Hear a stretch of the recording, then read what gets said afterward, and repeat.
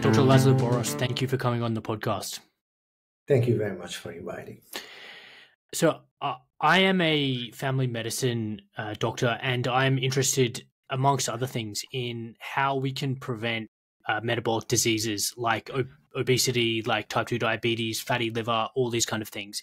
And your research and your perspectives using deuterium are fascinating, because I think it can offer us a lot in terms of insight into these problems.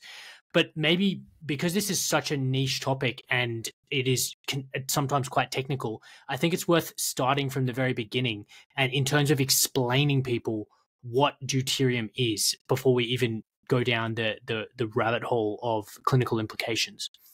Sure. Thank you again. So deuterium is practically the SUV in your driveway or in your garage where you can't fit your passenger car any longer. So it's hydrogen, and that's the beginning of this whole story. Carbon and oxygen make up the living organisms as the most common atoms or elements.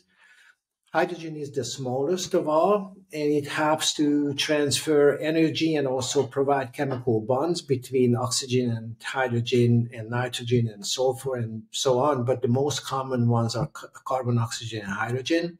And hydrogen is the ping pong ball that oxygen and carbon is playing a ping pong game. In the meantime, obviously, photosynthesis and biological oxidation are connected through hydrogen itself.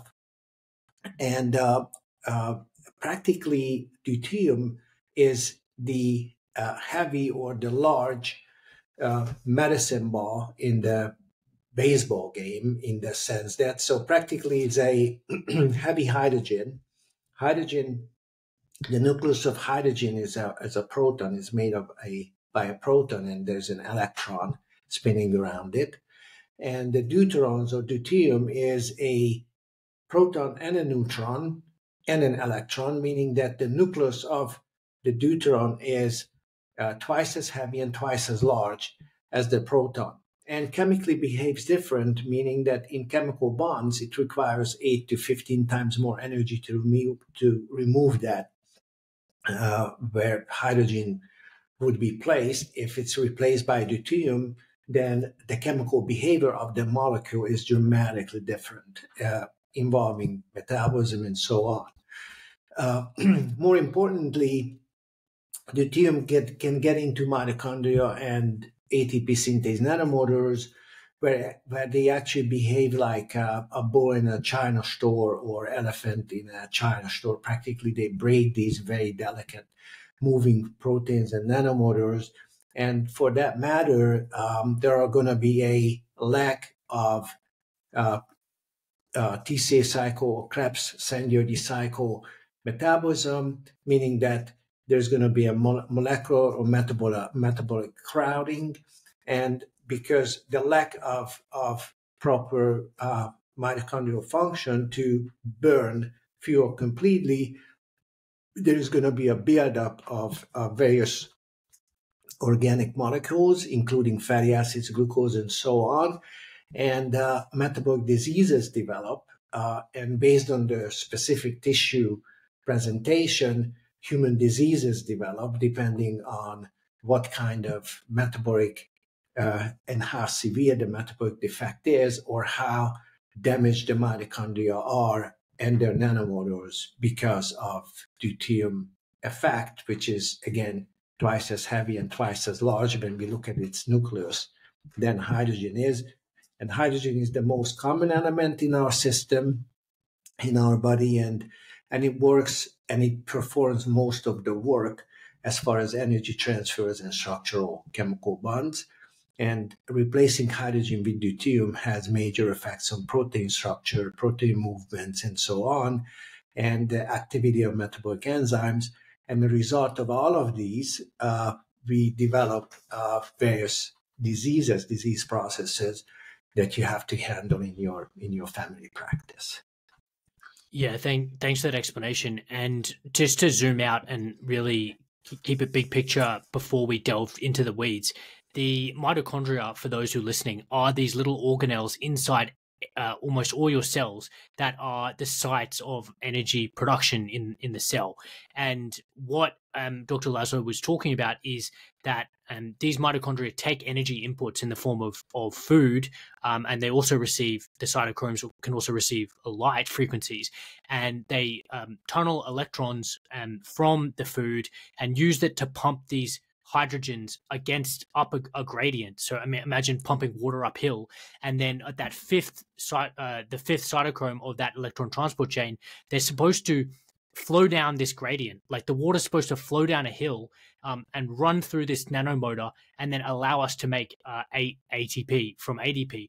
But what Dr. Boros just explained to you is that if we use this heavy isotope of hydrogen instead of H+, if we use a deuterium, then that basically wrecks the ability of that nanomotor to spin efficiently. And I talked to Dr. Stephanie Seneff, and I like to, someone used the analogy of a fat kid going down a slippery slide, at a water park and kind of getting stuck in the middle. But it's really more than that, because as you've talked about it, it's not only blocking the nanomotor from spinning and therefore preventing us from operating efficiently, but it's actually destroying the ATPase. Is that correct? That's right. And it's not only a destruction, but it's also a permanent chemical bond of these proton spinning amino acids. That means it's irreparable as far as the damage is delivered. And once these nanomotors stop functioning, we cannot transfer protons from carbons to oxygen.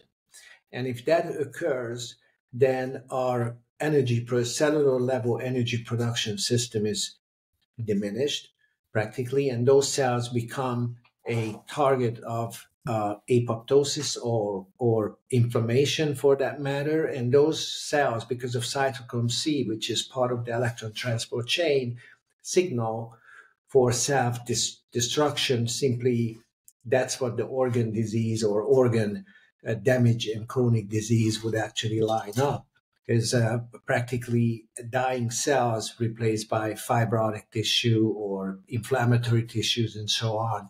And because of the lack of organ function or the lack of those cellular functions that help these organs to perform certain functions, that could be transport of certain metabolites, it could be storage of certain organic materials, fatty acids, glucose, glycogen, and so on. These cells are missing their functions. These cells are replaced by fibrotic or inflammatory tissues, and then organ damage sets in and chronic diseases develop practically. Yes, and I really like that framing, because it gives us a framework of understanding how things going wrong at the basically submolecular level can end up manifesting as a disease in the entire organism. And I think it's a great place to make a quick mention of Dr. Doug Wallace and his basically theory of the mitochondrial bioenergetic etiology of disease, which is exactly what you're talking about. And Dr. Doug Wallace has made the point that the mitochondrial dysfunction, when that happens, when the mitochondria start failing, the energy output of the cell obviously fails. The cell's ability to do its job, whether that's contract as a cardiomyocyte, whether that's to make insulin as a pancreatic beta cell, whether that's to transmit a signal as a neuron in the brain, that fails when the mitochondria inside the cell start failing. So it's interesting, because when that mitochondrial efficiency drops, then things like DNA repair, the mitochondrial DNA repair, all these processes start impeding, and then you get this kind of feedwork, or this process, this cycle that leads to apoptosis and basically failure of the cell. Are you familiar with Dr. Wallace's work? Are you up to speed with that? I did hear about many of these efforts. The new way of looking at energy production in mitochondria is not only ATP synthesis. Deuteronomics, or the study of deuterium in mitochondria, is changing every day, simply because there's so much data and information coming in. And right now, what we are working on is extending the energy production scenarios in mitochondria, not only looking at ATP, but the actual formation of metabolic water, which is how oxygen and hydrogen come together after these nanomotors are powered. Now, protons are necessary for water formation from food, and the result of this is 280 kilojoule per mole energy in the form of heat when metabolic water is formed in the mitochondria. In the meantime, there's an additional 20 to 30 kilojoule per mole energy produced in the form of ATP synthesis, but practically the majority of heat energy that is produced in mitochondria is because of the electron transport chain activating oxygen and the proton that falls into the mitochondrial matrix after powering these nanomotors.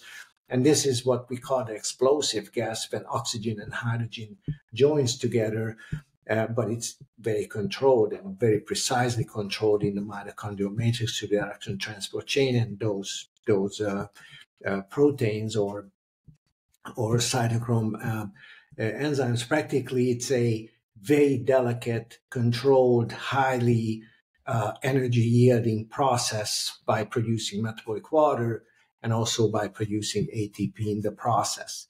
And they all depend on the smooth work of these nanomotors, because those are the ones that are able to transfer from the intermembrane space of the mitochondria, the protons, into the mitochondrial matrix, where metabolic water is formed. And in the meantime, the Krebs-Sandiodi cycle is absorbing or recycling this metabolic water to fumarate hydratase and citrate synthase and so on. So it's practically physics connected with biochemistry, tunneling, which means that one of the nuclear atomic events linked with biochemical reactions. So it practically covers all that is related to what we know, quantum physics and electromagnetic radiations and biochemistry. And this is why so many people work together on these scenarios, simply because these include and involve all major parts of physics and biology, as we know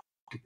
Yeah, and for the listeners who have followed my work up till now, we explored these concepts in my first instance with my series with Dr. Jack Kruse, and essentially how he described what is going on in the mitochondria, oxidative phosphorylation, is the opposite of photosynthesis.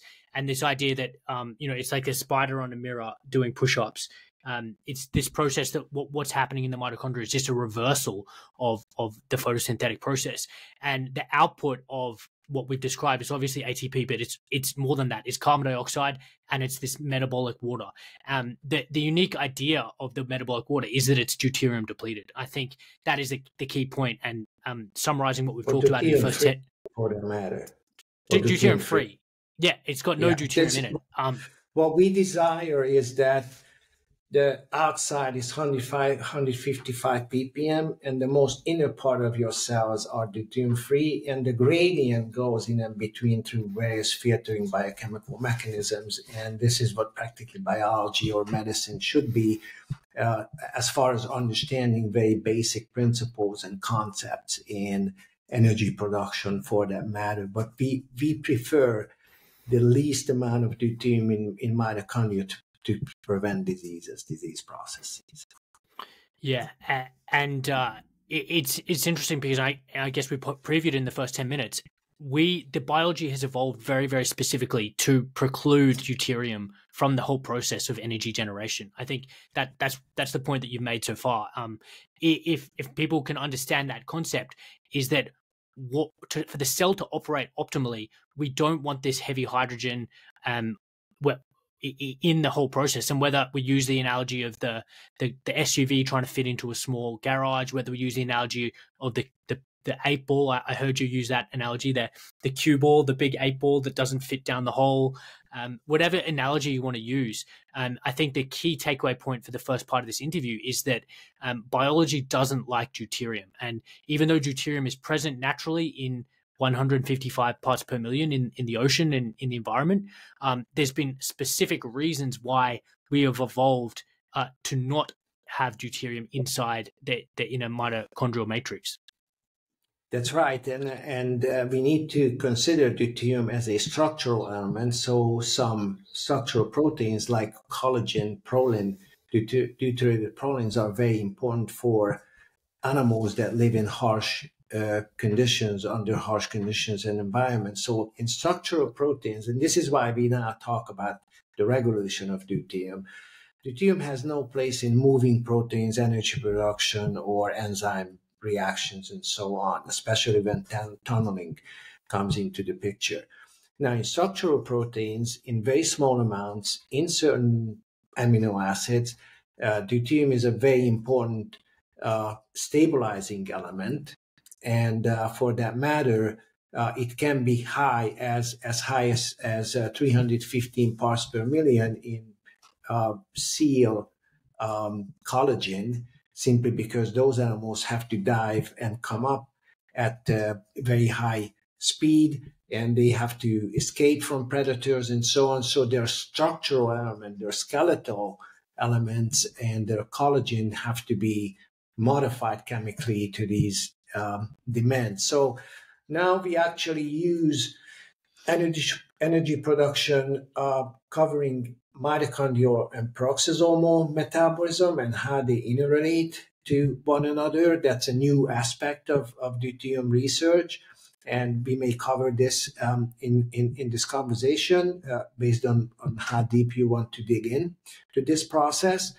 And for the structural elements of our body, we need to regulate deuterium according to the need of how stable and how structurally durable those elements need to be. So we are looking at, in biological samples, from 0 parts per million deuterium, which is the mitochondrial matrix, up to 315 parts per million, which is the collagen proline of under challenging living conditions and environment. So in between, there's this human Deuteronomics or Deuteronomics project, where we actually use these various wide range deuterium distributions to explain phenotype and to explain disease processes, because what we believe is human disease is a tissue-specific presentation of a deuterium overload or a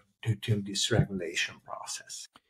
Yeah, and if we think about the two major causes of human chronic diseases, it's neurodegeneration like dementias, Parkinson's disease, and cardiovascular disease, so heart failure, atherosclerotic cardiovascular disease. And I don't think it's no surprise, or it makes sense, because these two tissues are some of the most mitochondrial rich tissues in the organs in the body. And so, the heart having between 3,000 and 5,000 mitochondria in every cardiomyocyte. So it makes sense that if we're getting failure of mitochondria in those organs, then that in a long enough time frame is going to manifest as disease. I want you to just talk a couple more instances of the physiological role of deuterium in the body. So we've already established that it can't be in moving parts in energy generation inside the mitochondria, but it might be useful, and it is useful in structural components like collagen. What is there an in between here where the body is also using deuterium physiologically? Well, it depends on the species and the challenging conditions. And this is actually a paper from the Karolinska Institute by Dr. Roman Zubarev, who measured deuterium in seal and peregrine falcons and swan collagen, and he found a huge variation based on how challenging these animals live their everyday lives. The swan, which just kind of swims around the lakes and, eats some plants. They have 155 ppm in their collagens. Obviously, their life is not very demanding or challenging compared to seals and peregrine falcons. The peregrine falcons, they come down at 300, 400 kilometers per hour, and they have to slow down using their wings in the last 40, 50 meters of their dive. So that actually puts their wings under extreme friction forces and so on. So they have to develop a collagen, a protein that actually helps their bone structure to deal with this very demanding frictional force. To be able to do that, it takes deuterium up to the range of 300 parts per million. In the meantime, these animals, because they fly so fast and they have to climb so fast to do before these dives, their muscles have to be deuterium free, for that matter, their nanomotors, meaning that their glycolysis is controlling food-based deuterium to get into metabolic or cytoplasmic water through isomerase reactions. These are actually glycolysis-related enzyme reactions where actually deuterium discrimination effect, and this discriminated deuterium can be loaded in some other parts of the body, or biochemical reactions, for example, proline synthesis and hydroxyproline synthesis, which will make these collagen proteins, and it's unique to this protein, structural protein, and cancer cells like to use this deuterated proline as well. So this is why the malignant tissue stroma is, when you touch it, you probably, in medical school, you had to rotate in surgery, oncological surgical units, and you can actually tell by touching tumors that they are almost like bone or cartilage type tissues, and that's because they accumulate deuterium in their stroma and in their structural proteins. So it seems that knowing deuterium, or being aware of how deuterium is distributed among species and also among tissues, you can actually describe a very critical biological behavior type of situations, and you can argue based on deuterium content what to expect from that particular tissue, how to operate in our body. That's a fascinating point. I want to just make two quick points. One is that the body is, or if you look at the TCA cycle, and for anyone who's taken chemistry, whether that was in school or in university, there's a long list of enzymatic steps that are involved in the whole process.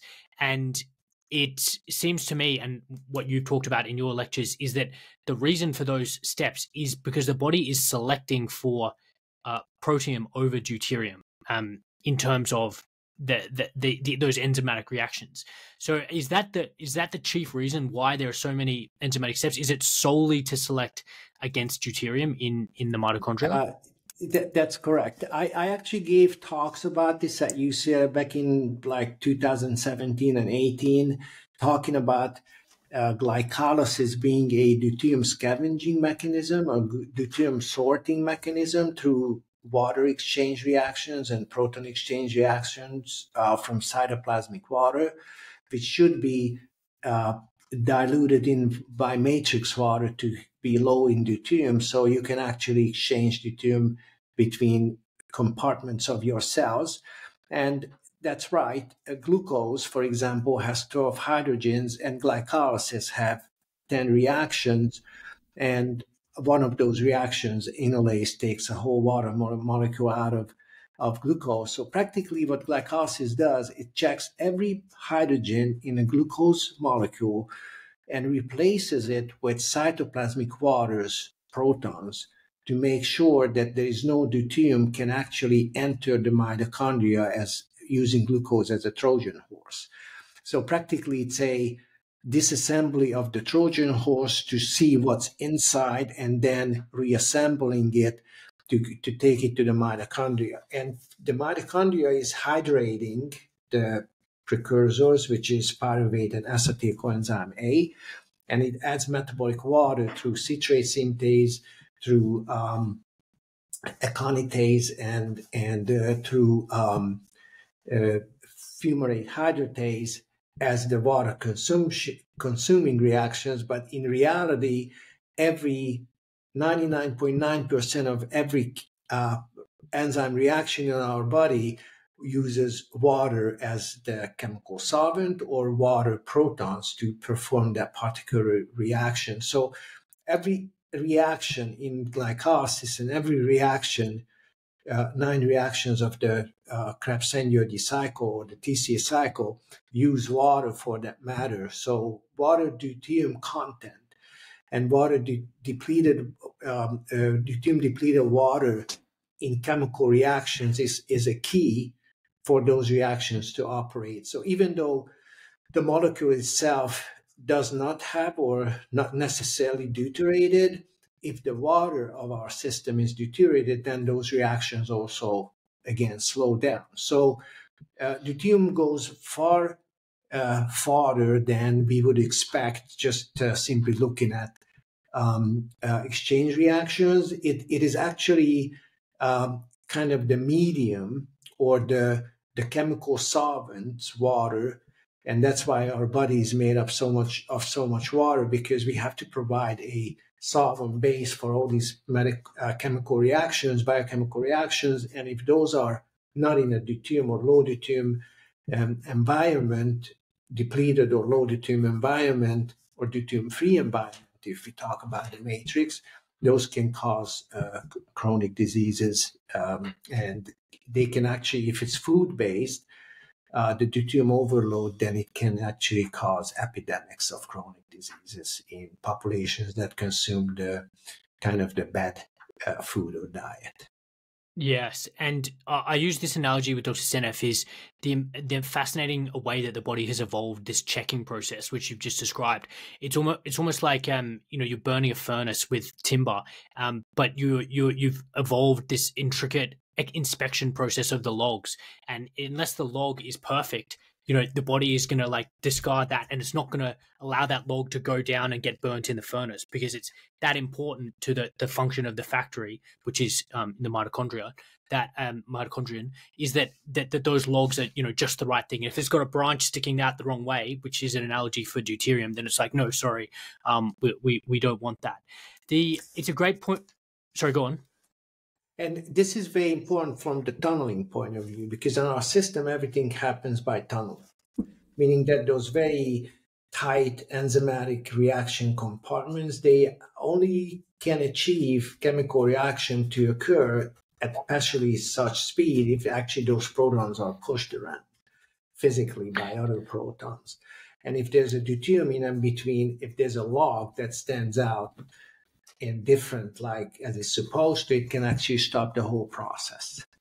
Yeah, and that's a great place to talk about fats, because glycolysis is a process of checking these carbohydrates for deuterons. But what is unique about the fatty acid molecules that make them problematic for this process? Fatty acids are produced from citric acid, which are formed in mitochondria, so they are low in deuterium. That's why fatty acids don't have to go through glycolysis, because our cells expect fatty acids to be low in deuterium. So for oxidation, they are appropriate, meaning that they can be taken into the mitochondria, into the cell and into the mitochondria through these carnitine transport proteins without checking every proton or hydrogen in those molecules if those are deuterium or not. Or you don't have to replace them with your metabolic waters, low deuterium protons. So practically fatty acids, because nature or the creator, I like to use both to kind of help everybody to imagine how this system works. Practically it's designed, or these reactions are designed to kind of work with a very efficient, very effective deuterium depleting mechanism when it's necessary. Yet, if there's a perfect fuel, for that matter, it's animal-based, grass-fed, carnivore style, animal saturated long-chain fatty acid, which is very low in deuterium, in the range of 110 ppm compared to 155 of glucose. That's safe to use for both peroxisomes and mitochondria. And for that matter, your body has very quick access to those, because those don't have to be checked. They are actually in the 100-meter sprint run. They just run. There are no blockages, or there's no gates that they have to hump over. And this is why those are very efficient fuels. Saturated animal fat, grass-fed animal fat is so efficient fuel for our cells and for our mitochondria because those are low in deuterium. And your cells are able to scavenge that smaller amount of deuterium using the urea cycle, using various water exchange reactions in the mitochondrial, in the TCA cycle, and so on. So our biochemistry is designed based on deuterium intake and deuterium scavenging and also efficiency based on oxygen availability and oxygen transport. So practically is a stoichiometric method simply just to deal with the right appropriate balance of these systems and mechanisms that include food, water, or nutrients that we take in, oxygen availability, and mitochondrial processes to actually burn and make these exchange reactions, atomic reactions efficient without the participation of deuterium itself. So it's practically the key to health to understand these processes, and it's the key to manage chronic disease epidemics and so on, and to treat patients individually using naturopathic or natural approaches that actually limit deuterium intake through the appropriate food incorporation. Yeah, and I'm glad you brought up the grass-fed meat and fat, and we'll actually talk about that a bit later. I'll just make a quick flag. Seed oils, which are polyunsaturated fatty acids rich in fatty acids like linoleic acid, are they deuterium enriched? At unsaturated bonds, they are very low in deuterium based on where they are from, if they are actually natural or industrial source. They could have very different variations or very different levels of deuterium. If those are plant-based and seed oil, and those are not industrial GMO or fertilizer or glyphosate-treated plants, naturally, those could be for certain species, those could be not for humans, but for certain species, those could be useful substrates. Their microbiome have to be adapted to the food that they consume. It can be even fruit-based in certain birds. That's when they have a very high turnover of microbiome for that matter.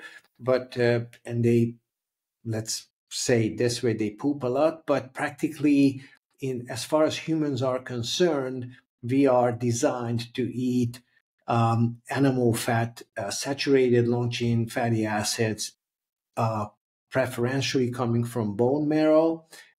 This is what we believe the prehistoric man anthropologically started consuming brain and bone marrow of animals' carcasses that were left behind by predators because they had tools to break through the bony skeletal structures.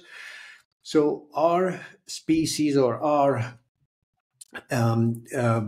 societies, going back to caveman's time, prehistoric time, were all dependent on this saturated, low deuterium, animal-based, grass-fed fat source.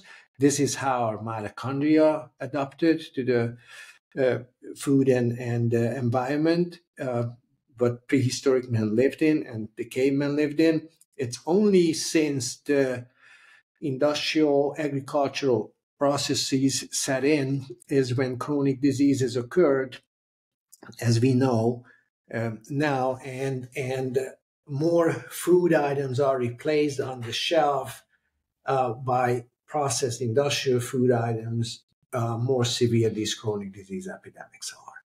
Yeah, great, and we'll come back to that because I want to delve into that a bit deeper. Before we finish on this idea of physiological and partitioning of deuterium in the body, you've mentioned that in your slides that deuterium is present in the serum at around 12 millimoles, which is higher than the other ions in the body. So is the body specifically keeping deuterium there, or explain to us the role of deuterium specifically in the blood? Actually, it's a lot higher because if you look at potassium, calcium, or other inorganic elements, those are actually 1/10 or 1/5 of the concentration of deuterium. Deuterium is very common and very abundant in circulation simply because there are so many water and hydrogen based molecules circulating, and practically this is how our body gets rid of deuterium, through circulation and kidney function, urine, saliva, sweat, and poop, so on. So practically our plasma is where the first a significant deuterium exchange occurs in red blood cells, which use glycolysis to produce lactic acid. And in the meantime, they keep these NADP molecules reduced because they have to overcome the effect of oxygen. So they have to have reducing equivalents. So this glycolysis that takes place in red blood cells, very high flux, provides lactic acid with high deuterium that gets into the liver, and through the Cori cycle, it's returned as glucose. But in athletes, there's a vermicella bacteria that starts using this high deuterium lactic acid to produce propionic acid, which is a ketone body. It's a low deuterium containing ketone body, which can actually replace the Cori cycle to deplete deuterium very efficiently. And because of the high water content of the plasma, which is 99 point above %, deuterium matches practically your body's ability to deplete deuterium by getting rid of, through circulation, of deuterium, mostly by dissolved urea and or uric acid. So simply, these are all part of a very complex biochemical process, but very simple biochemical process if we just talk about deuterium depletion and overcoming deuterium overload in tissues. And it's definitely the most abundant inorganic element in our blood, and it should be measured just like everything else or anything else in the plasma. If you go to a lab study or a clinical or diagnostic panel of blood work, then those inorganic elements are part of your history, and that's how deuterium should be approached, to measure it in blood and in other fluid or liquids, for example, exhaled breath, which gives you a better idea of how much deuterium is returned from your tissues into the circulation. And by those ratios, you can tell how efficient your body is able to separate deuterium from protons or protium, and how to actually keep your tissues or tissue level operations in the low deuterium range. That's interesting. And the usual reason in medicine why an assay isn't performed or a test isn't performed is because the mainstream clinician doesn't know what to do with it, with the result. And we're, the rule of one of the rules in medicine is don't order a test that you can't interpret. So, and a classic example of this is a fasting insulin level, which is a very easy way to give an insight into someone's metabolic health, and the higher fasting insulin level can give insight into the development of insulin resistance well before the blood glucose level starts deranging. But I imagine that no one orders a serum deuterium because the implication of a high level is that we need to be going through a lifestyle change that you've previewed for us, which is specifically consuming foods that are low in deuterium. So I'm guessing, I've never ordered it, and I'd be interested in the interpretation of it. But I'm guessing that if someone has a high serum deuterium, then that is just representing, is it correlating well to whole total body deuterium level, and that implies that they need to be doing these lifestyle measures? Yeah, it's in between. It's what you consume as far as food is concerned, how healthy your microbiome is, or what kind of microbiome components or composition you have, and also your age, your sleeping patterns, your ketosis versus glucosis, your daily activities, and also your underlying disease processes. They all impact on blood deuterium levels. So for just to dig out exactly how those relate to diseases, you also want to do what we call the organic acid test from urine, where you can actually check on TCA cycle intermediates to see how your mitochondrial branch out. The TCA, the Sanyo-Krebs cycle high, branches out of organic acids, meaning that you can interpret your data based on mitochondrial functions as far as deuterium levels are concerned. And then you would ask the patient what kind of food, what's the source, what they eat, where they get their food, how much water they drink. And from these components, if you do this with some biochemical knowledge, then you can kind of pinpoint to various problems in lifestyle consumption of certain food items, the sources, and age-related, sleep-related, and lifestyle-related issues. So eventually you would be able to interpret the data very efficiently and with specifics of how and what kind of diseases to expect and how to overcome those. And usually when I get questions about what deuterium levels they should or a patient should reach, I usually start by just simply asking them of what their nutritional and what their source is, because usually that's the first obstacle that you have to overcome of how to deal with certain lifestyle and food related issues to prevent chronic diseases and to treat efficiently chronic diseases, and eventually to provide a better life expectancy and also a better life quality for those patients, especially obesity, diabetes, and cancer. Yeah, great. And let's pivot now and talk about this idea of metabolic disease, because essentially, as far as I'm conceive it, so many of the preventable conditions that are putting people in nursing homes stem from metabolic dysfunction, insulin resistance, and they're all tissue specific manifestations. Whether that's cardiovascular disease, whether it is dementia, whether all these problems come down on a hormonal level to insulin resistance, but on a mitochondrial level, it's dysfunctional mitochondria.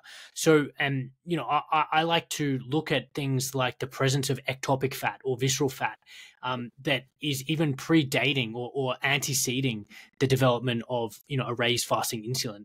So, I want to ask you about a critical thing that's been on my mind, which is the presence of ectopic fat, which I guess there's spilling over of energy outside physiological white adipose depots.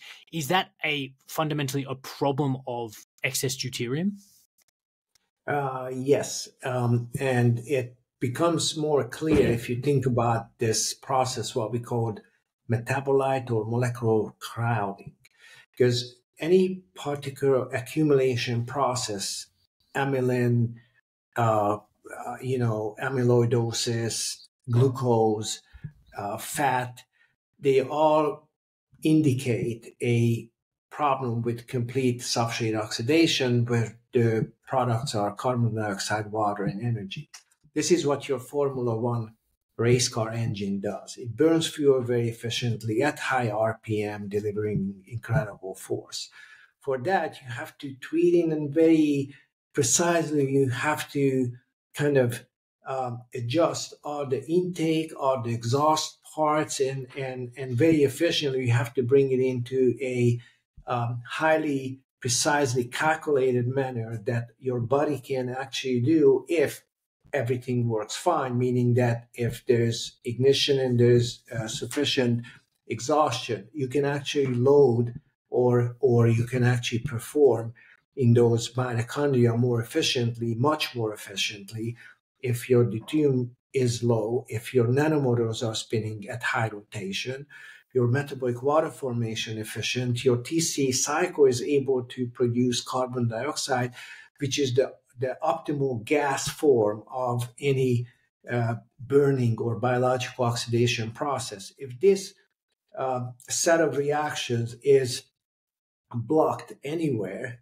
that could be mitochondria, that could be mitochondrial nanomotors, that could be oxygen delivery, that could be the electron transport chain, not enough light, not enough natural light, not enough exposure to red light for that matter.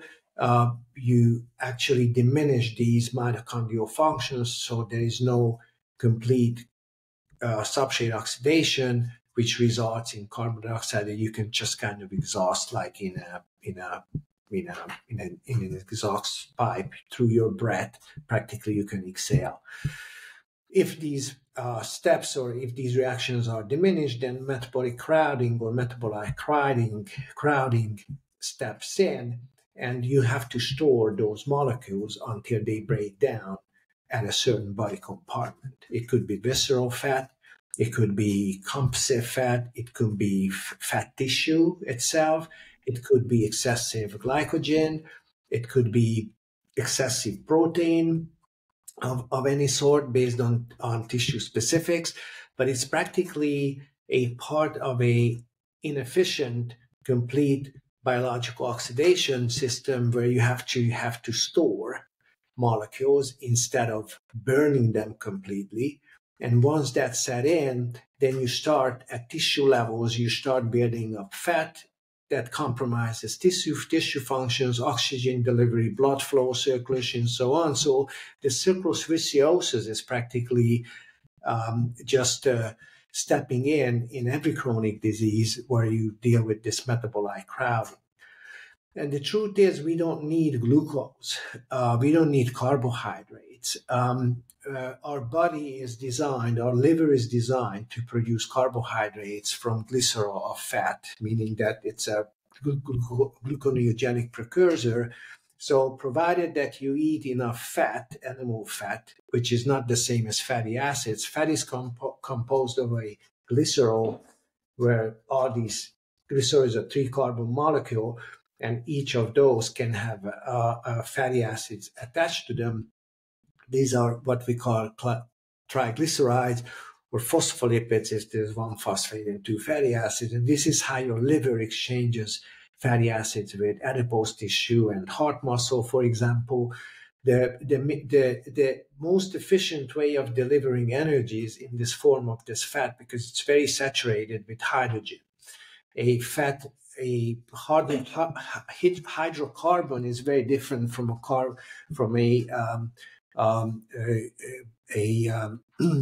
glucose molecule, which is a 6 carbons mixed with six water molecules. So hydrocarbons are carbons and hydrogen, and carbohydrates are carbons and water. So practically, if you look at a hydrocarbon, it has twice as many almost hydrogens compared to the same amount of carbons that they carry.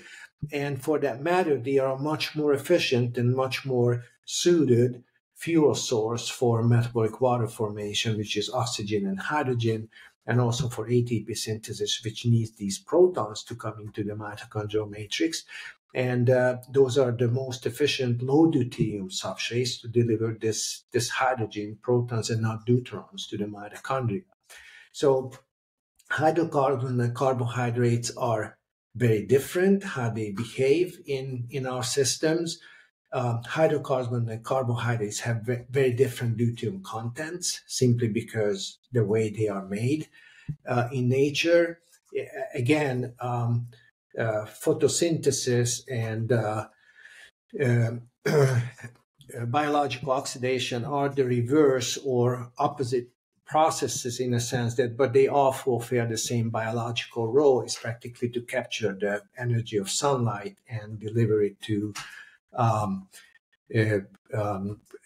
species that are chemotrophic or heterotrophic species. And I gave these talks based on basic biochemical or biochemistry teaching at UCLA, and Jack Roush took some of that in his arguments, but practically it's a biochemical scenario when we look at these reactions, and there are actually roles of electromagnetic radiations in the form of light and so on, which actually interact with these electron transport chain proteins. And also what's very important is that there's a mitochondrial process, what we call these nanoconfinement and proton destabilization processes, which also produce energy against the 0-point energy scales. We actually building up these energy producing scenarios just to understand human energy production or eukaryote cell energy production in general. Now we are actually linking this with the obligatory fatty acid oxidizing or fatty acid modifying cell organelle, what we call peroxisomes, and the result is hydrogen peroxide, which can be by catalase turned into metabolic water. And sleep is very important because during sleep you slow down oxygen delivery, and that's when molecular oxygen O2 steps in. And this is how you supply your peroxisome with oxygen. And the breathing or the slow breathing during sleep serves this process of deuterium depletion from fat. And the result is hydrogen peroxide, which produces metabolic water in mitochondria with the use of catalase. But practically sleep is just to go into a ketosis, a fat burning state without eating anything. The problem is during daytime, if you get hungry, you go to the freezer, you open the door and you start eating all kind of stuff. If you sleep, you actually allow with low oxygen tension, simply because your breathing slows down, these peroxisomes to kick in.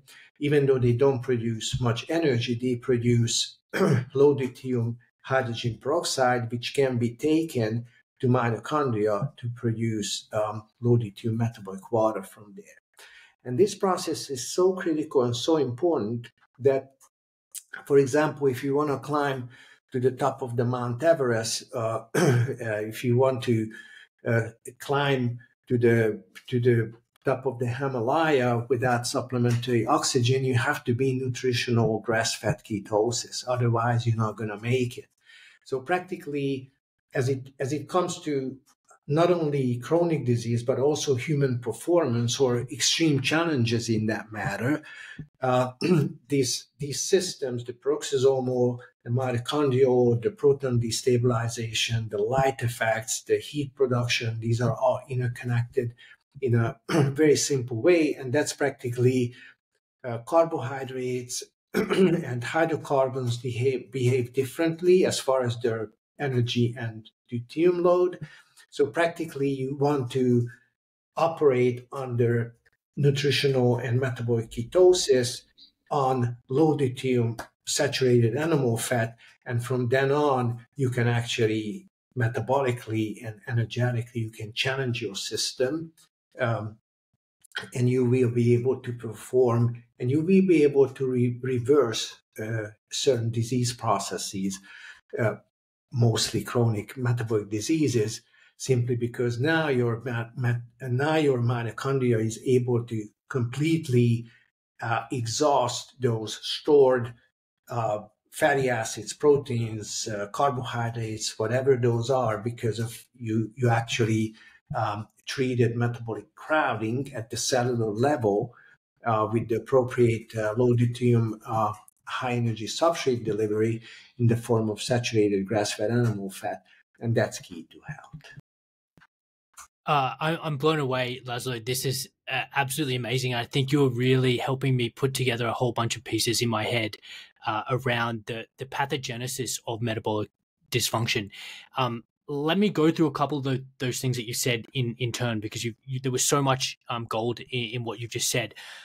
Essentially, when the state of the art in terms of most of the metabolic clinicians that and kind of thought leaders on this topic is that metabolic dysfunction starts in dysfunction of the adipocyte, and then the adipocyte reaches a personal fat threshold.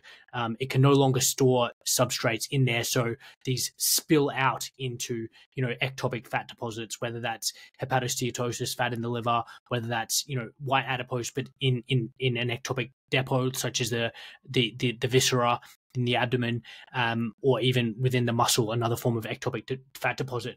But I was never satisfied by that explanation, and it didn't help me understand pieces of evidence like circadian disruption, which is this idea that, and there was a study done where they had two groups of mice. They fed them the exact same diet, but one had a circadian disrupted shift work light environment, and that group of mice developed fibrotic and inflammatory adipose tissues, expansion of their visceral and subcutaneous adipose depots, and they developed insulin resistance. So there's obviously more factors at play than what we're eating in terms of developing or exceeding this personal fat threshold, and then we're developing ectopic fat deposits, and then on the way to insulin resistance, and then type 2 diabetes and the rest. But what you just described is that it's a backup of substrate. It's incomplete oxidation or incomplete combustion of these substrates that is therefore being deposited or built up in different organs. And any other metabolic doctor that you talk to, they'll make the note that certain patients will manifest metabolic disease in different ways, and some will only have the tiniest bit of visceral fat, but they'll be floridly type 2 diabetic. Others will have massive expansion of their subcutaneous fat and be metabolically fine. Others will get hypertension and get kidney-specific manifestations. So it's all a massive spectrum. But what you're helping me understand is that this is a fundamental mitochondrial problem and a backup of substrate, and there's multiple different steps that things can go wrong, but it's all kind of coming back to the mitochondrial function in terms of how things are and why things are going wrong. Yeah, so you need to think of like how you come to this plant. When you're a baby, when you're a newborn, you have a 2.9 millimole per liter glucose and 1 millimole per liter beta hydroxybutyrate. That means you are born in ketosis. You're born in a metabolic ketosis, which is what you reach in the morning after a sleep as well. So you come to this planet in ketosis, you wake up in ketosis, in deuterium-depleting ketosis, and the key to this is practically regulate oxygen intake and switch from mitochondria to peroxisome to mitochondria. Now, it's more like a hybrid engine. The peroxisome can only use and only modify fatty acids and long-chain saturated fatty acids mostly. They produce acetyl coenzyme A, and they produce using O2. So it's not the red blood cells and hemoglobin that provides that O2, but it's dissolved oxygen in your blood, which is available. It doesn't matter how slow you sleep. Actually, sleeping in deep, and this is Wim Hof and some other methods, then you can actually increase peroxisomal beta oxidation, and for that matter, you can deplete deuterium and produce deuterium-depleted metabolic water or hydrogen peroxide for mitochondria.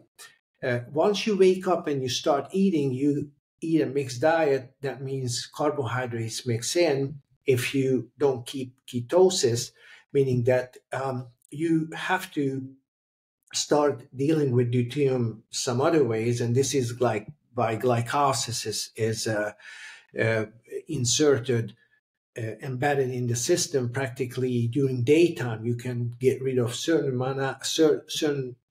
amount of deuterium, but if your deuterium intake is overloading these systems, the thresholds are overloaded, then you're going to start breaking mitochondria down. And once you start breaking mitochondria down, you're not able to completely oxidize fatty acids, neither fatty acids nor carbohydrates or amino acids, and the result of that is going to be a fat storage or a metabolite crowding. And they all go down to the mitochondrial mechanisms and processes. It doesn't matter how and where the fat shows up or how extensive it is. Practically, they are all tissue-specific presentations of a deuterium overload and broken mitochondria. And those you can improve with food, nutrition, light, sleeping patterns, and so on. There's no supplements, there's no drug, there's nothing you can actually fix this very complex system. You as a physician, you as a doctor who actually talk to the whole system as far as patients present their diseases, you have to look at them from the bottom up, meaning that you have to kind of deal with the mitochondria first and think over how you can improve the complete biological oxidation and the exhaustion of carbons from the whole system, because that's practically in the form of carbon dioxide. And metabolic water production. That's the whole idea behind a responsive metabolism to challenges in physical exercise and so on, meaning that you are more kind of ready to take physical challenges, you are less prone to develop chronic diseases, you are healthier in general, you can perform some other functions more efficiently, focusing on certain things, performing specific tasks. And what is really very important, which we observed over time, is how much water you drink, because water intake is also a source of deuterium. And this is the sneakiest part of deuterium because there is no carbons involved. So they actually get absorbed in your tissues and get diluted and get mixed with cytoplasmic water. And first through the circulation, then the interstitial tissue compartments, and then your cellular water. And in the meantime, your brain will swell because the lack of osmotic pressure. And for that matter, you develop these kind of low grade, if you drink too much water with no salt excessively without thirst, you can develop a diabetes insipidus, which is, again, compromising your urea cycle, compromising your antidiuretic, vasopressin antidiuretic hormone output, because the pituitary gland produces sexual hormones, follicle-stimulating hormone, growth hormone, and thyroid-stimulating hormone. Then you can actually kind of disrupt all metabolic regulators and all metabolism that are linked so well and so tightly together. You can disrupt this whole process, and for that matter, you will start building up visceral fat. Then when visceral fat storage spaces are not really sufficient to store that fat, then you're going to build up subcutaneous fat. And once that starts, you carrying depositing fat in various other tissues, especially when inflammatory cells kick in, because they sense that there's cells that signal through apoptosis or degenerative processes set in. Inflammation is always part of it, because a dying cell is also signaling for phagocytes or cells that will clear up the remnants of those non-functioning mitochondria-bearing cells. And this whole process starts is characterized with metabolic syndrome, various internal medical challenges like high blood pressure, high glucose, high circulating fat, is practically because you cannot exhaust all those. You cannot actually get rid of the carbon skeletons, the carbon sources. And the only way they can actually be stored is in the form of their most compact largest, I would say, chain length fatty acids. And that's how obesity, diabetes, and type 1, type 2 develop after all, because you lose metabolic sensitivity to oxygen and protons in mitochondrial processes. So after all, you just end up with a big stuffed oxidative system that is not able to oxidize completely the substrates that are provided.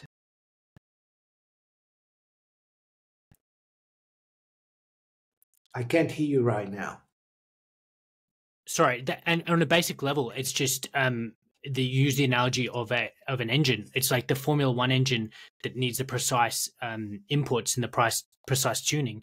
The metabolic syndrome and metabolic dysfunction is just a complete mismatch of the fuel sources and an inefficient engine that is simply not working properly.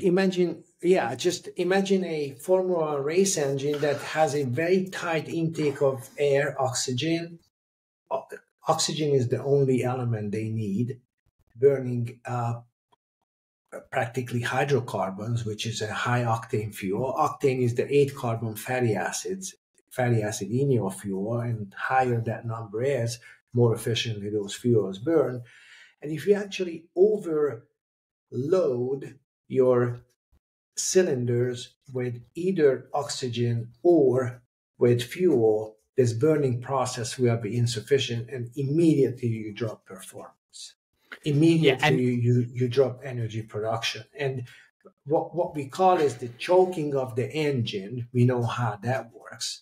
We know oxygen limited environment, you have to adjust. I'm not sure if you have flown airplanes, but if you are flying a Cessna and you reach a certain flying altitude, then you have to close your oxygen intake, or you have to close your fuel intake because your oxygen is less pressurized in higher altitude. So you have to adapt, you have to adjust your hydrocarbon intake based on the oxygen availability. If you keep overstuffing your fuel, if you keep overstuffing the system with excess fuel, and there's not enough oxygen and not enough mitochondrial processes to make these two to meet, the hydrogen from food and the oxygen from air, because you overstuff this, then practically you break the engine, and first you see a decrease in performance, and then you break the engines, because those engines will stop after all. So these have to be very tightly regulated, and we have all the biochemical processes to regulate these very tightly, very efficiently for our mitochondria. But once these proportions are, and the deuterium content of the fuel breaks the engine, or the other way around, if there's too much fuel coming in or there's less oxygen and these are not balanced, then there's going to be a major impact in your kind of fuel burning system. I love that. Thank you, Laszlo. And I will make a quick point about how the light fits in, because the near infrared light is helping the mitochondria produce melatonin, and melatonin is one of the most ancient and efficient antioxidant hormones. So we talked about the mitochondrial dysfunction because they're building up excessive reactive oxygen species. Well, if your circadian rhythm's disrupted, if you're not getting infrared during the day to help make that melatonin, then the engine is, again, you're not going to have enough oil, and then it's also going to break. And if you're not getting red light, which we know helps potentiate the efficiency of the fourth cytochrome, then again, that's going to contribute to mitochondrial dysfunction. And then red light is also being absorbed by mitochondrial water inside. So it's fascinatingly elegant how all these parts interact, and when you don't get the light right or you don't get the food right, you need to get both right. And I talk to patients about getting their light diet right and their food diet right, and that's plenty of grass-fed animal fat and plenty of regulated circadian rhythm. But you basically need to do both of those. So I really like that. The point I just want to go back to this idea of ectopic fat as a deuterium depot, because I got in a Twitter argument with someone about this, and they insisted that it is the ectopic fat is the actual depot for excess deuterium and a sign of deuterium accumulation. And a good friend and colleague, Dr. Sean O'Mara, is doing great work in terms of recommending people identify visceral fat, especially through MRI, which is showing them the problem. But biochemically, the actual mechanism is what we're talking about, and this idea that deuterium is building up and isn't being excreted properly. Is that correct? Yeah, that's right. When you have deuterium imbalanced and you overload your system with deuterium, it will find a storage form for itself, meaning that it's going to end up in glycolysis and water exchange products, simply because if you label glucose with deuterium, it's going to end up in cytoplasmic water. That cytoplasmic water supplies all the biochemical reactions, including fatty acid synthase, which is an extra mitochondrial process, but the substrate, melanin coenzyme A, comes from citric acid. But if the fatty acid synthesis process, which is a huge complex in your cytoplasm, if it has water or NADPH or reducing equivalent, which is loaded with deuterium, then your fat may become deuterium loaded, and those are again stored because of the lack of biological oxidation in ectopic fat tissues and fat accumulation. If you look at MRI images, those fat pads may look darker because of the excess deuterium, because deuterium does not allow protons to move as freely and as quickly during MRI. So if it's a proton MRI, then you're going to see a lack of signal. And by comparing those signals, you can actually determine the deuterium content of your fat tissue, which you can actually do using these image processing softwares. I'm so glad you brought that up, because that was my exact next question, which is using MRI to basically identify deuterium. So as far as I was aware, and I'm not a radiologist, and even the radiologists that I've talked to don't seem to have any understanding of this, but there is deuterium-specific spectroscopy modes on MRI that involve, and certain protocols, especially in neuro-oncology, involve ingesting deuterium-rich traces. But explain to us how we can identify deuterium-rich tissues, maybe on standard MRI modes. Yeah, so MRI is practically a magnetic field where actually you delocalize protons using a radio frequency. And that means when they spin, because protons, they spin, they absorb electromagnetic energy to change their location. We call it nuclear proton delocalization.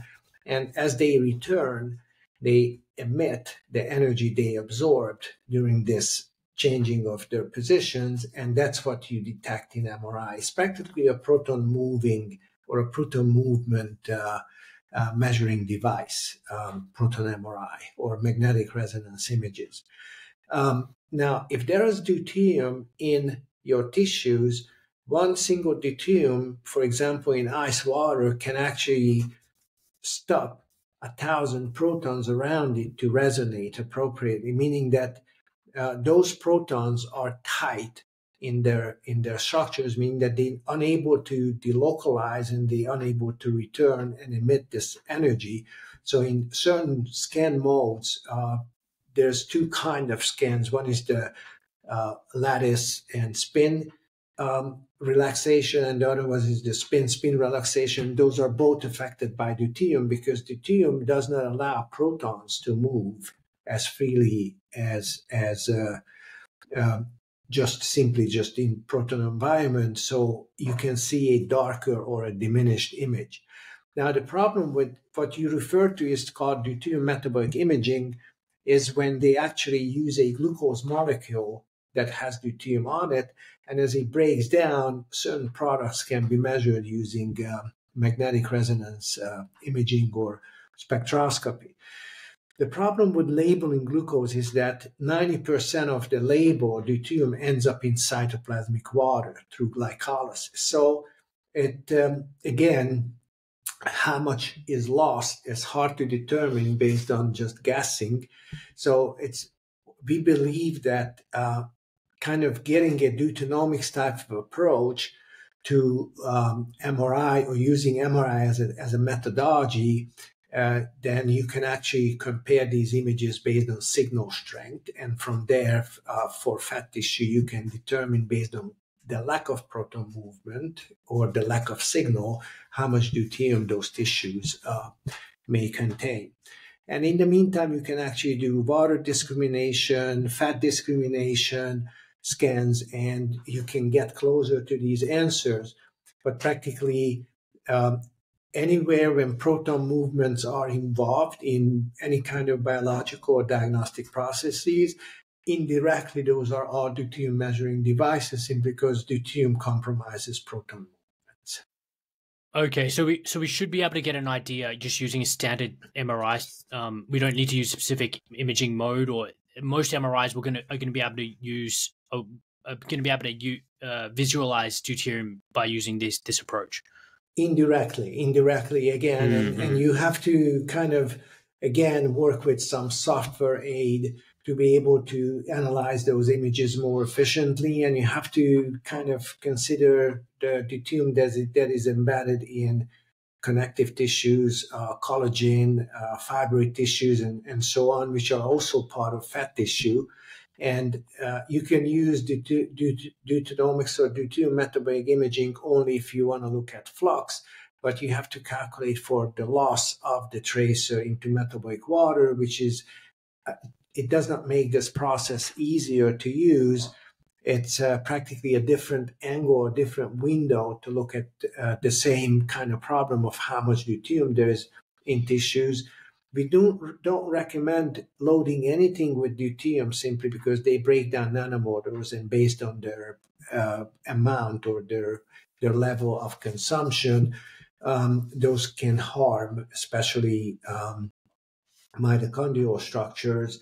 And for us, it's easier to work with some alternative approaches, for example, red light, which makes interstitial water in mitochondria more viscous, so it improves mitochondrial functions besides improving complex 4 and complex 5. And it actually makes these proton bonds resonate more efficiently, especially in the 670 nanometer range. It's really interesting that my high school buddy, Dr. Krauss, Ferenc Krauss, won the Nobel Prize in Physics in 2023. He was born in May 62. He was born in May 1662. I was born in June 12 in 62. So we are just a few weeks apart. And in high school, we were actually competing in physics very efficiently. So actually, my classmate in high school beat Ferenc Krauss, the Nobel Prize winning physicist, for the attosecond laser in a high school physics competition, national and international physics competition, which is kind of the funny part of the story. But anyhow, so now we are designing a project where we actually use this attosecond laser to excite biological samples with this very short laser impulse and measure the red light output of the system, just to see how much proton and how much deuterium is involved in the chemical makeup of the sample.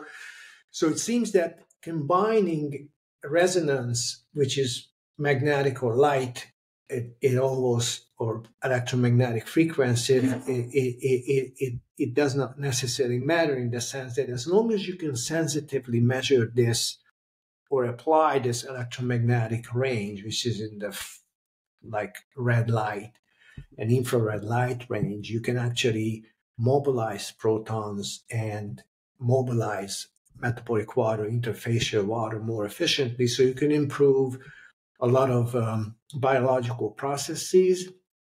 Yet in the meantime, based on red light emission, if there's a lack of red light emission, then protons are not moving very efficiently. Indirectly, this is a deuterium measuring approach or a deuterium measuring device. And this is what we are kind of just kind of establishing in a metabolic research arena. But there are many new interesting things are coming along. Yeah, very interesting. And look, the reason I was asking, I wasn't proposing administering a deuterated tracer in terms of routine investigation and management of metabolic disease. It was more an academic interest. But I think the point is, giving people an insight into their visceral fat is a very powerful motivator to implement the lifestyle changes that we've discussed earlier. And if we could relatively easily, with no additional time on the MRI table, give people an insight into the deuterium content of that visceral fat or of their organs, then that would be even more stimulus in my mind to help them adopt a low deuterium lifestyle, because it's just another way of impetus, give them more impetus to live that or make those changes. Yeah, I actually approach this practically. I look at how fast my nails are growing, how long I need to sleep at night to get into ketosis, measure my ketone body levels and measure my glucose levels occasionally, and eat once a day at night for dinner. My dinner meals are the main courses, and those are grass-fed animal. And I like this kind of fasting, a little bit thirsty, kind of exhaust all kind of organic molecules to mitochondrial complete substrate oxidation, simply because you don't have to load fully your system always because of kind of industrial-based recommendations. You need to operate in the optimal mode. Simply, you don't fuel in all kind of gasoline or diesel oil when your engine is not designed for that. You don't put diesel fuel into a Formula One race car simply because it's not designed for that. It's a very different idea. It's a very different concept. It's a very different set of principles how these engines operate. And simply, it's the easiest way to describe this is that for optimal biochemical operations, you have to use the optimal fuel source and you have to use the optimal regulatory processes. And those are dependent on how you understand this system. It's practically a doctor, I would say, is a good mechanic that can actually adjust the carburetor, the injector intake, and the oxygen intake, and the exhaust pipe, how clean, and the catalysator, and so on. This we have to bring it down to the mitochondrial level. And as long as you understand how these hybrid peroxisomal or mitochondrial beta oxidation and substrate oxidation systems work hand in hand and how they step in different stages of your lifestyle or their circadian rhythm, then you can actually tell them or design a food and the lifestyle pattern that can actually help or reverse chronic disease processes. And it is just my general kind of experience that this seemed to work in every case where we have an opportunity and have a compliance with these.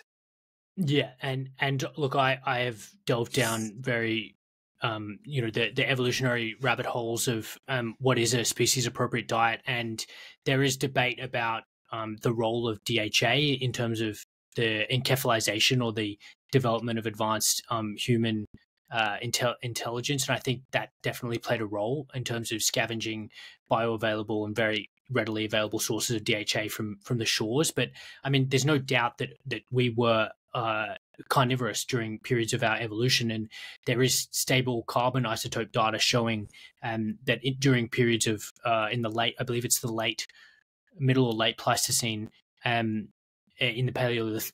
I'm getting my periods confused, but there was a period where Homo erectus was essentially a hypercarnivore.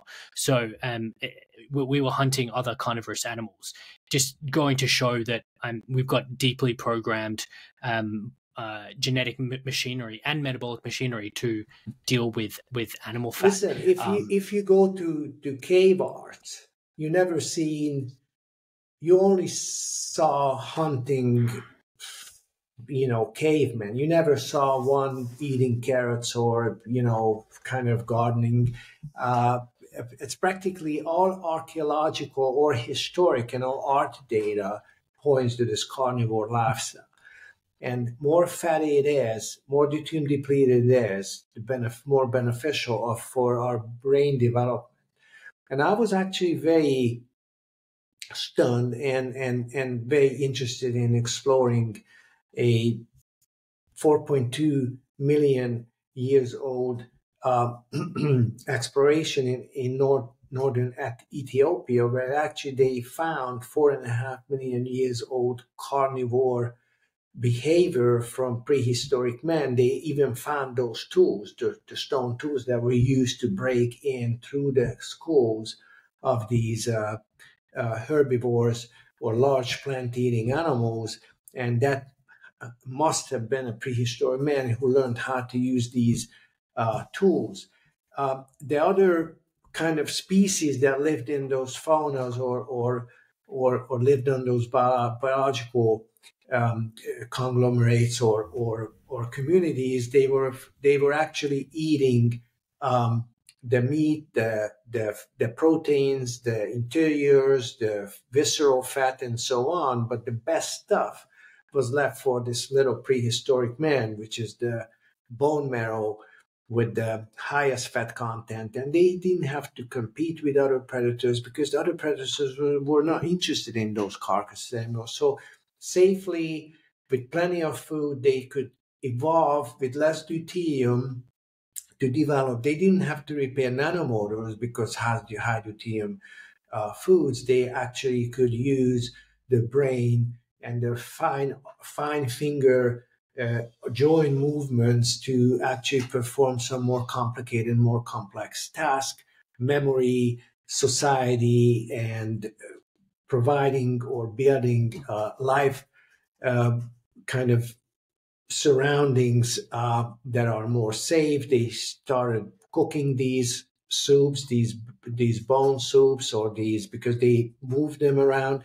And then about 400,000 years ago, close to Tel Aviv, they found cavemen's habitats where they actually used these bones and they saw back the skin around the bone and the bone marrow to conserve these bone marrow like canned food for the caveman that was actually good for 8 weeks to consume. So it was a huge part of human adaptation and human evolution, if you call it that way. Or this is how the creator designed our system, biochemical systems, biological systems, to be able to use these very valuable, incredible, beneficial low deuterium fat sources or hydrocarbon sources to supply these form race car nanomotors, which we have as part of our mitochondrial complex 5, with the best fuel whatsoever. Because some of those, they spin about 100,000 rotations per minute. And those are the cilia of some bacteria. They use the same nanomotors. If you look at any living species, as long as they use nanomotors, they use the same design. And for that matter, they are all efficiently able to use either carbohydrates or fat. And based on what they use, this is what their phenotype, behaviors, and performance, and their abilities as species or individual hunters and so on are able to find the best sources, food sources. And for that matter, this is how and why. And that's why the lions are so powerful and the cheetahs are so powerful, because they don't mess with anything else other than just saturated animal fat. What they eat most. And I want to make the comment, and I agree, because I think in empirical clinical practice, when you put a patient on a high animal fat grass-fed beef diet, all their problems go away, to use a very simplistic term.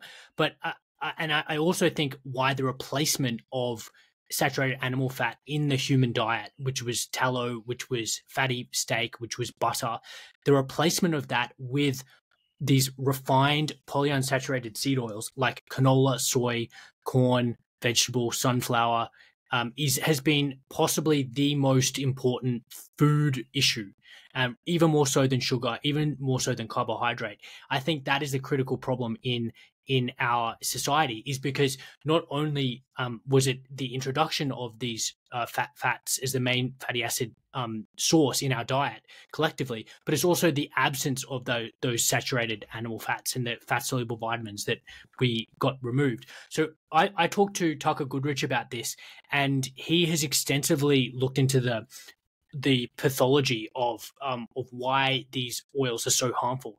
And it's his opinion that it's the breakdown products of linoleic acid specifically that are interfering with the function of the mitochondria. And he's talked about the incorporation of linoleic acid into mitochondrial cardiolipin, which is problematic.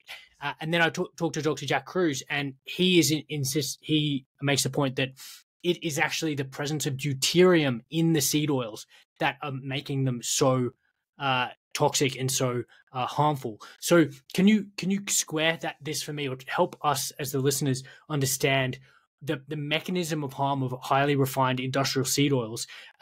Is it mostly the deuterium? Is it mostly this linoleic acid breakdown products? Is it both? How do you think about it? Now, we wrote a paper about this in neurology called "What to Eat, What Not to Eat." That is the question. And you're right. All these plant-based oil nutritional items are either hydrogenated or treated with saturated. They actually use their oily, fatty nature by using industrial saturation, using hydrogen gas. And some of those have 250 ppm deuterium concentrations. So once you start processing using organic solvents and extracting certain oil types, especially unsaturated fat, and you want to saturate it so they actually hold longer and hold better on the shelf when you put them and sell them.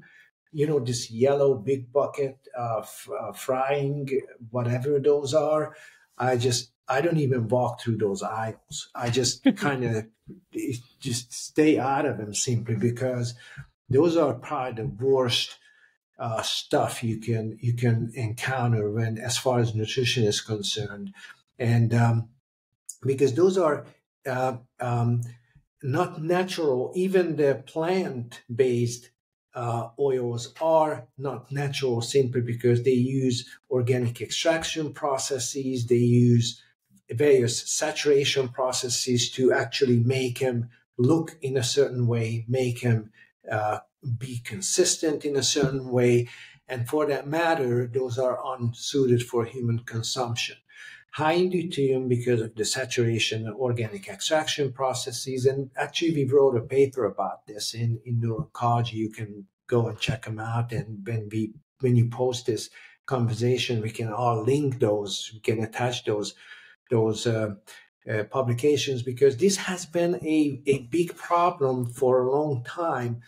There's a French team, Dr. Robbins with Dr. Gabor Chaumier. They did work together on measuring deuterium content of plant-based and deuterium content of animal-based oils and fat products. Practically, those are very different, because plants, they cannot eat fat, meaning that they have only access to inorganic elements in the form of water, carbon dioxide, and sunlight. They cannot deplete deuterium. Their deuterium depletion process is based on light resonance, practically. So they are not able to control deuterium in their oil or in their hydrocarbon products as easy as animals can, because animals eat grass. They use citrate mitochondrial product to produce their own fat. So they all have to be deuterium depleted. That's why saturated animal fat is the safest to eat, because they have the most efficient deuterium depleting process during fatty acid synthesis, and that's their mitochondria. That's their citrate synthase enzyme reaction, which uses matrix water to produce that citric acid, which is then through the citrate shuttle, is shuttled to the cytoplasm of mannose coenzyme A or acetoacetate coenzyme A if it's cholesterol synthesis is produced, and they all come from mitochondria. Plants, they cannot do this. Plants, they have their own metabolic priorities simply because they depend on photosynthesis. That's why they have to stay in one place, soak up as much water as they can, and then they depend on animals to spread their seeds, and they wrap them into these sweet, addictive deuterium bombs called fruits. The wild boar comes, they eat the apples, they walk 2 kilometers, and excuse my language, but they have a diarrhea and they shit everywhere.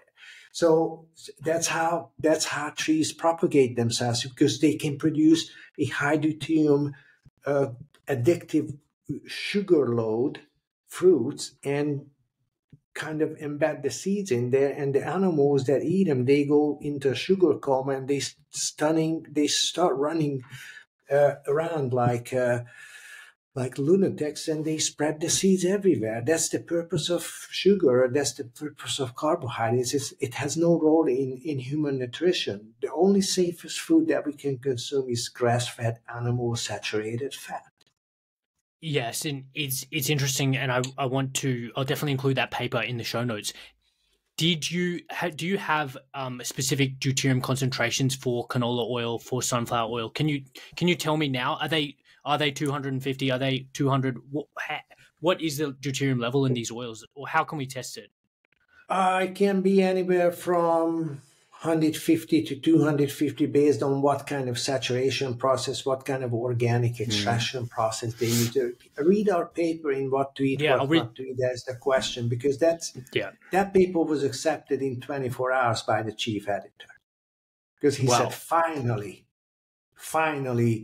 the only thing he asked me is just to reduce the length of the paper from like 1,200 words to 750 words.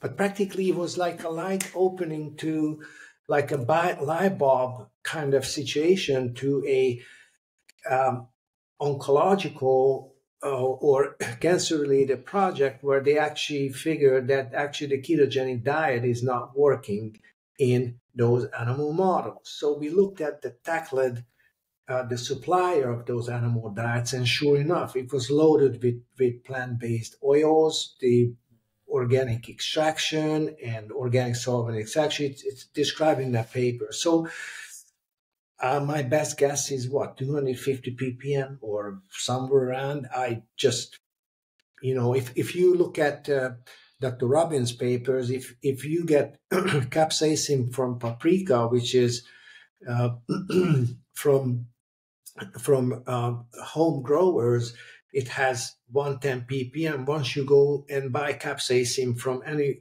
chemical company, they produce capsaicin that has a ppm of 160.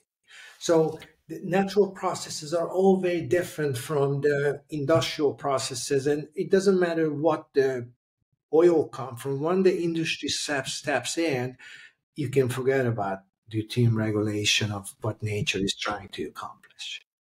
Yeah, and that really makes me think that, how important that deuterium is in the terms of the seed oil toxicity story. And it's the omega-6, it's the oxalams, but they're essentially deuterium, as Cruz talked about, the deuterium bombs. It's deuterium, and they're deuterium enriched not only because of the industrial processing, but also because, as you've mentioned, photosynthesis is inherently, the process of plant metabolism is inherently unable to deuterium to engage in deuterium depletion. So because they cannot oxidize, they cannot eat fat. Practically, they only use inorganic elements to assemble an organic molecule. They don't have the luxury like a cow can do, practically producing their own fat using mitochondria. And that really gets us to the next point, which is why grass-fed fat is so much more favorable than other forms of food. And have you recorded, and apologies if this has already been talked about in your paper, have you noticed a significant increase in deuterium content between grain-finished beef or grain-finished tallow compared to fully grass-fed beef or beef fat? Yeah, I'll give you an example. We did run IRMS, isotope ratio mass spectrometry studies on food sources, milk components, milk products from grass-fed and from industry-based grain-fed animals, but there is about a 20 ppm difference, which is huge. So it's big. It's big. And Laszlo, it's big. Yeah. Part of my podcast is actually promoting the uptake of local regenerative farming, which is fully grass-fed. Because if I'm advocating to my patients to eat a carnivore high meat diet, I want them to do so in an ethical way. But what you're telling me and what you're suggesting is that this is another reason why we need to be eating a fully grass-fed animal, is because the fat, the tissue, the adipose tissue, the fat tissue in that animal is going to be much more deuterium-depleted compared to the grain-finished animal. The next question is, if I'm eating a Wagyu steak, which I don't do, but historically I have in the past, if that has intramuscular marbling, which is myosteatosis or ectopic fat deposition in the cow's muscle, is that fat intramuscular marbling going to be deuterium enriched compared to subcutaneous fat cap, say on a porterhouse steak? No, those are going to be deuterium depleted. It doesn't matter how fat is distributed in a grass-fed animal. You are in the range of below 120. Now, there may be variations based on where you recover that fat.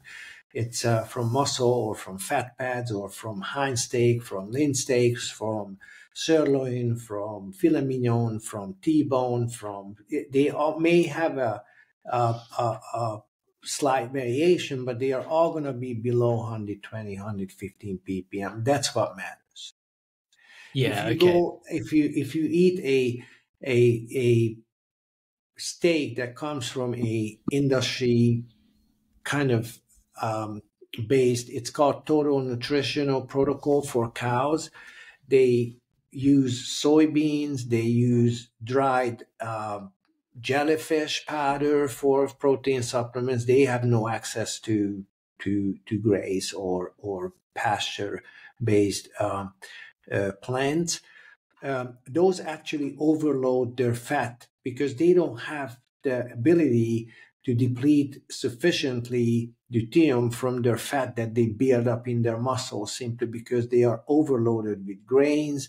I mean, look at corn. Those are actually deuterium bombs practically. Those cows die in 5 years. They are not healthy either.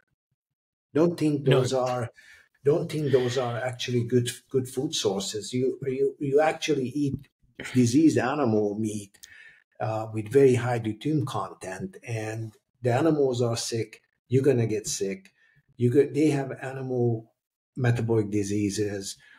You're gonna have metabolic. You become, after all, what you eat, unfortunately, and what you tunnel. And practically, this is the trick to understand this whole process: is that you cannot really eat diseased animals simply who are not fed in their natural habitat, simply because they're going to be carrying the same diseases like you would eat grains and you would eat carbohydrates. That your system is just not, your mitochondria are just not designed to burn those. So eventually these diseases go from species to species once they are lifted or taken out of their natural environment.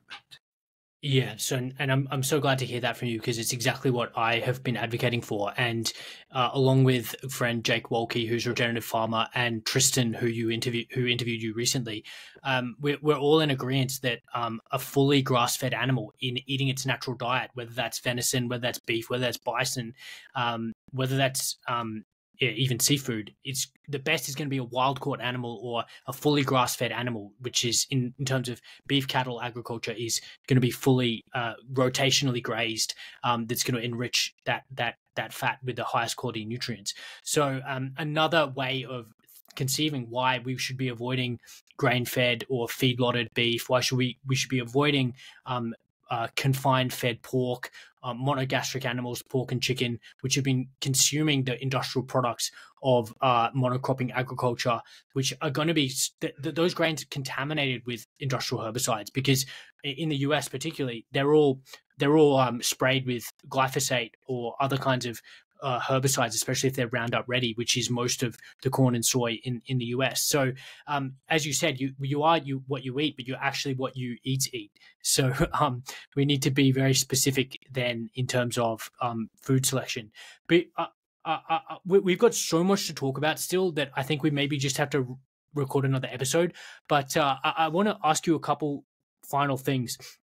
In terms of testing using I believe it's mass spectroscopy that you use to determine the deuterium level. Is that an easy process? Because I really feel like we need to redo the food pyramid based on the deuterium content of food. And we need to be advising our patients to eat the most deuterium depleted foods, which, as we've talked about, is going to include animal fat predominantly at the top.